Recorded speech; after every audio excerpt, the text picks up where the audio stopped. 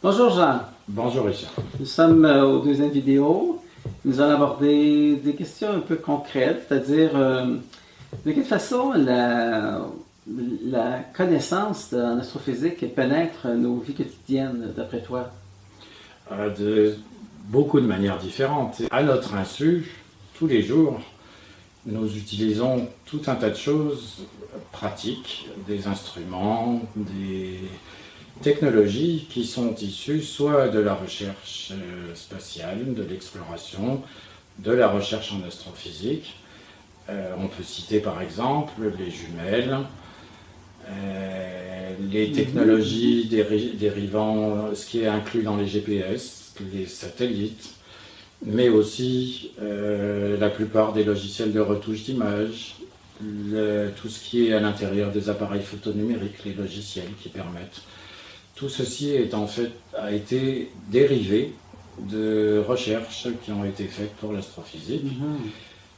Et d'ailleurs, il est notable de remarquer que comme l'astrophysique est la science de l'infiniment grand, comme la recherche dans l'infiniment petit, qui sont parfaitement liées, comme une étoile, ce qui se passe à l'intérieur d'une étoile est du domaine des particules, de l'infiniment petit. Depuis qu'on a étudié en même temps l'infiniment petit, on sait que nous sommes fabriqués d'atomes, comme toutes les matières, et ces atomes sont eux-mêmes fabriqués de particules plus petites, etc. Et les technologies issues de la recherche dans ces domaines-là sont aussi présentes dans nos vies. C'est comme ça qu'on va passer des examens d'IRM, qu'on a un lecteur de DVD dans son salon. Oui. C'est aussi le fait que maintenant les maçons peuvent avoir des mètres à laser pour mesurer la dimension d'une pièce. Tout ceci est dérivé de la recherche en astrophysique et en physique nucléaire. C'est intéressant, j'apprends beaucoup. Une deuxième question, de quelle façon ces connaissances-là, technologiques ou aussi théoriques, là, pénètrent dans la connaissance des gens, c'est-à-dire comment les gens intègrent cette connaissance-là? Quelle idée ils s'en font?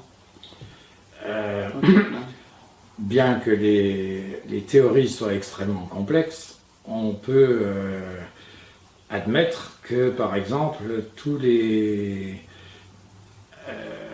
élèves dans toutes les écoles sortent de l'école en sachant que la Terre est une planète, que toutes les planètes, comme la Terre, tournent autour du Soleil, que la Lune est un satellite de la Terre, que le Soleil est notre étoile, la plus proche, mais qu'il y en a des millions dans le ciel, et que cette étoile fait partie d'un ensemble qui s'appelle la Voie lactée, qui est notre galaxie. Et du point de vue des connaissances globales, du point de vue de la connaissance du cosmos, ces notions-là sont déjà dans le grand public. Et d'autre part,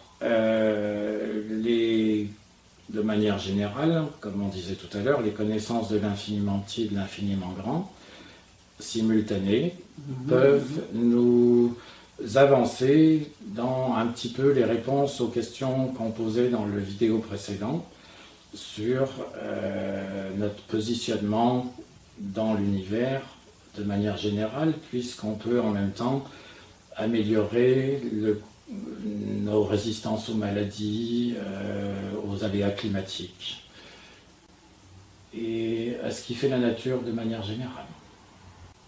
Très intéressant, Jean. C'est toujours lumineux ce que tu nous dis. C'est déjà la fin de vidéo. Alors, je te remercie beaucoup. Je te dis bonjour. Je vous dis bonjour à tous. Et aux prochaines vidéos, nous aborderons encore des questions intéressantes sur l'astrophysique. Merci. Merci. Aux prochaines vidéos.